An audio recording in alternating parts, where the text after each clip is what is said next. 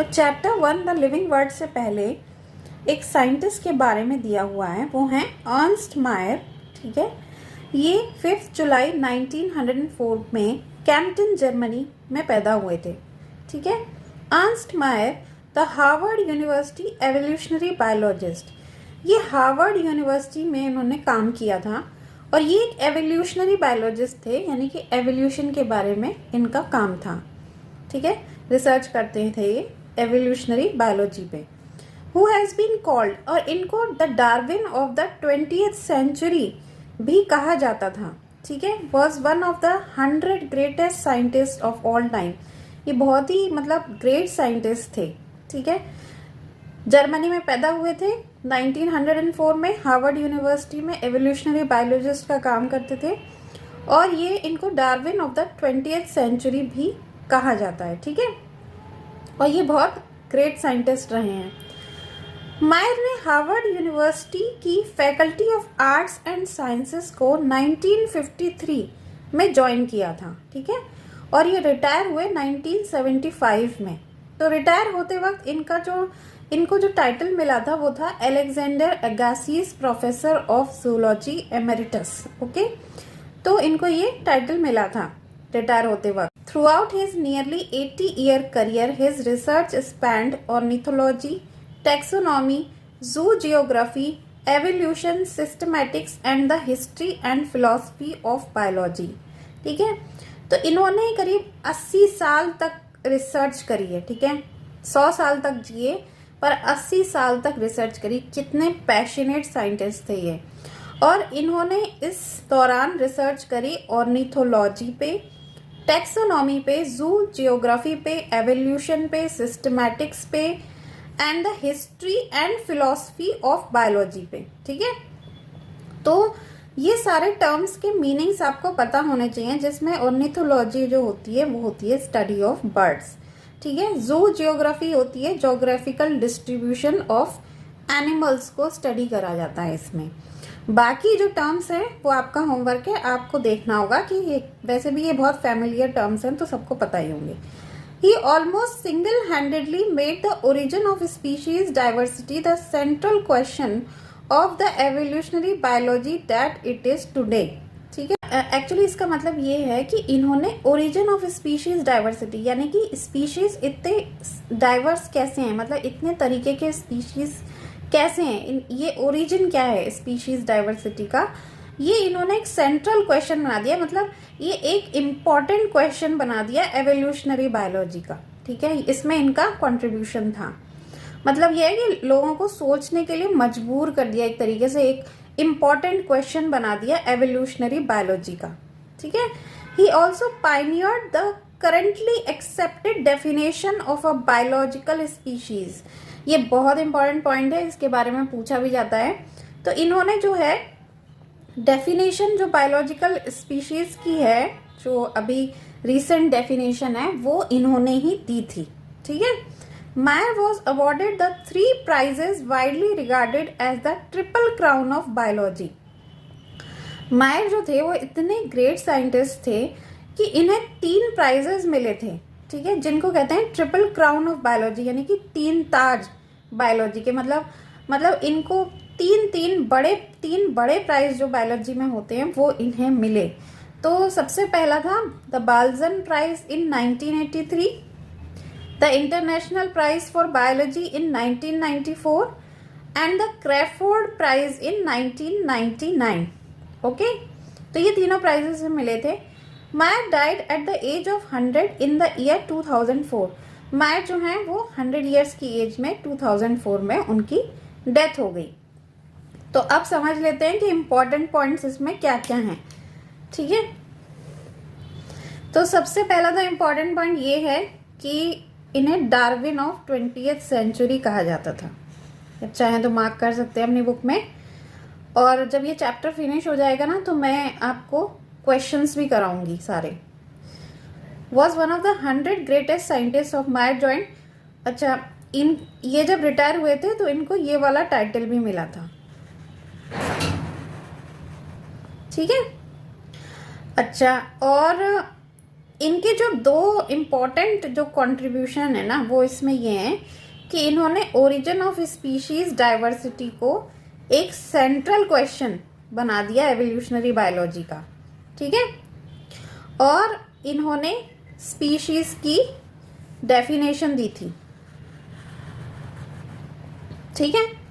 और जो important point है ट्रिपल क्राउन ऑफ बायोलॉजी, इन्हें 3 इम्पोर्टेंट प्राइजेस मिले थे बायोलॉजी के, ठीक है। Balzan prize, international prize for biology in 1994 and the Crafoord in 1999, okay.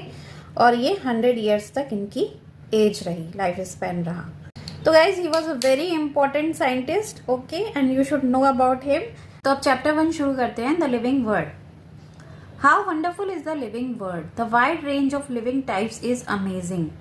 ये लिविंग वर्ल्ड जो है ये कितनी वंडरफुल है और कितने तरीके के लिविंग टाइप्स हैं, इसमें कितने तरीके के एनिमल्स हैं, प्लांट्स हैं, कितने स्पीशीज हैं। The extraordinary habitats in which we find living organisms, be it cold mountains, deciduous forest, oceans, fresh water lakes, deserts और hot springs, leave us speechless.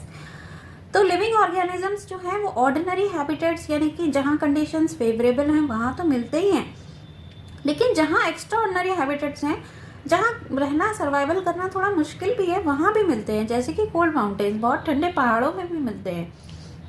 Deciduous forest यानी कि जहाँ लीफ फॉल होता है, जहाँ पत्ते गिरते हैं, वहाँ भी मिलते हैं। ओशंस, बड़े बड़े सागर, महासागर में भी मिलते हैं। फ्रेश वाटर लेक्स, पानी में भी मिलते हैं, रेत में भी मिलते हैं। डेजर्ट्स में, जहाँ दूर दूर तक रेगिस्तान है, वहाँ भी हमें जो है लिविंग टाइप्स मिलते हैं। हॉट स्प्रिंग्स में भी मिलते हैं। हॉट स्प्रिंग वो चीज़ होती है जैसे कि अर्थ सरफेस के मतलब ग्राउंड वाटर जो है वो अगर गर्म हो जाता है बहुत ज़्यादा किसी जियोथर्मल एक्टिविटी की वजह से, अर्थ के अंदर ही कुछ चल रहा है उसकी वजह से अगर वो वाटर जैसे गर्म हो गया तो वो अर्थ सरफेस के ऊपर आ जाता है, ठीक है, और उसी को हॉट स्प्रिंग कहते हैं। तो उनमें भी हमें जो है लिविंग ऑर्गेनिजम्स मिलते हैं, ठीक है। तो living organisms extra ordinary habitats में भी मिलते हैं और इन्हें देख के हमें बहुत अचंभा होता है, हम this is very amazing, okay. फिर है the beauty of a galloping horse, of the migrating birds, the valley of flowers और the attacking shark evokes awe and a deep sense of wonder. तो वही बात करी हुई है इसमें कि इतने तरीके के ऑर्गेनिजम्स हैं, एनिमल्स हैं, फ्लावर्स हैं, तो ये एक वंडरफुल ये बहुत वंडरफुल है और ये इसे देख के हमें बड़ा मतलब अचंभा होता है कि इतनी तरीके के लिविंग ऑर्गेनिजम्स है, okay. The ecological conflict and cooperation among members of a population and among population of a community और even the molecular traffic inside a cell make us deeply reflect on what indeed is life. तो ये actually सारे statements इस paragraph में इसीलिए लिखे गए हैं कि लाइफ कितनी अमेजिंग है, मतलब सारी चीजें जो हैं वो यही शो कर रही हैं इस पैराग्राफ में कि लाइफ कितनी अमेजिंग है। अब क्या कह रहा है, इकोलॉजिकल कॉन्फ्लिक्ट। अब जैसे जो पॉपुलेशन होती है, जैसे कोई भी पॉपुलेशन है उसमें कॉन्फ्लिक्ट भी होते हैं, लड़ाई, और कोऑपरेशन भी होता है, ठीक है। अब जैसे सपोज आपने सुना होगा कि जो टेरिटरी होती है टाइगर्स की, या फिर अगर डॉग्स की बात करें तो डॉग्स की भी एक एरिया होता है, मतलब देखा होगा आपने कि कॉन्फ्लिक्ट होता है, एक तरफ से एक झुंड डॉग्स का भौंक रहा है, दूसरी तरफ से दूसरा झुंड भौंक रहा है, तो ये कॉन्फ्लिक्ट भी होता है, कॉन्फ्लिक्ट होता है among members of a population, ठीक है। और कोऑपरेशन भी होता है, जैसे कि आप हनी बीज में देखिए कितना कोऑपरेट करके वो लोग रहती हैं, डिवीजन ऑफ लेबर होता है उनके अंदर, ठीक है। एंड सेम जो है वो पॉपुलेशंस ऑफ अ कम्युनिटी में भी होता है, ठीक है, कॉन्फ्लिक्ट और कोऑपरेशन। ये जब आप इकोलॉजी पढ़ोगे तो बहुत ज्यादा क्लियर हो जाएगा। और even the molecular traffic inside a cell, cell के अंदर भी जो है ना मॉलिक्यूल्स इधर से उधर जो है ना उनका ट्रैफिक होता रहता है, चलते रहते हैं, आवाजाही सी लगी रहती है, ये एक वंडरफुल चीज है, ओके।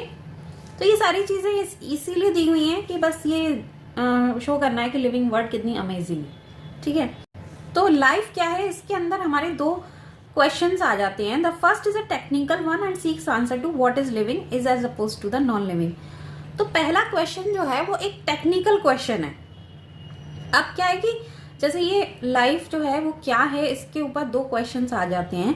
एक तो टेक्निकल वन है, ठीक है, वो क्या है कि what living is as oppose to the non living, living और नॉन लिविंग में क्या डिफरेंस है। ओके और जो दूसरा क्वेश्चन है वो फिलोसफिकल वन है कि what the purpose of life is, जीवन का उद्देश्य क्या है। ओके तो मेरी लाइफ का क्या पर्पस है, क्यों आया हूं, ये सब। तो ये जो फिलोसफिकल क्वेश्चन है ना, इस पे हमें ध्यान नहीं देना है। As scientist we shall not attempt answering the second question. Okay as मतलब हम लोग साइंस पढ़ रहे हैं तो हमें इस चीज को नहीं, ये तो आध्यात्मिक चीज हो गई ना, what is the purpose of life, spiritual चीज हो गई, तो इस पे तो हमें नहीं बात करनी है। लेकिन we will try to reflect on what is living. ठीक है, लिविंग क्या है इसके बारे में हम बात करेंगे। ठीक है, तो इस पैराग्राफ में ऐसा कुछ ज्यादा मेन पॉइंट तो है नहीं, लेकिन फिर भी 3 चीजें हैं। तो ये है कि लिविंग ऑर्गेनिजम्स एक्स्ट्राऑर्डिनरी हैबिटेट्स में भी मिलते हैं। ठीक है, और लिविंग ऑर्गेनिजम्स के बीच में कॉन्फ्लिक्ट एंड कोऑपरेशन रहता है, मतलब among members of a population and among populations of a community. ठीक है, लाइफ क्या है इसके ऊपर 2 क्वेश्चंस आते हैं, what living is as oppose to the non living, और ये एक टेक्निकल क्वेश्चन है। ठीक है, लेकिन एक फिलोसफिकल क्वेश्चन भी आता है, what is the purpose of life. इस क्वेश्चन को हमें आंसर नहीं करना है। ठीक है, तो गाइज ये रहा फर्स्ट पैराग्राफ कंप्लीट हो गया। अब मैं आगे का चैप्टर नेक्स्ट वीडियो में पढ़ाऊंगी। आपको ये वीडियो कैसा लगा, आपको कुछ कमी लगी या आपको कुछ और चाहिए इसमें, तो आप मुझे प्लीज कमेंट सेक्शन में बताइए। और अगर आपने चैनल को सब्सक्राइब नहीं किया है तो प्लीज चैनल को सब्सक्राइब कर लीजिए, बेल आइकन भी प्रेस कर लीजिए, और मैं इस तरीके के वीडियोस लाती रहूंगी आपके लिए, जिससे कि आपकी पूरी एनसीईआरटी आपको मतलब जुबानी याद हो जाए। और इंस्टाग्राम पे भी आप मुझे फॉलो कर लीजिए, लिंक डिस्क्रिप्शन में है।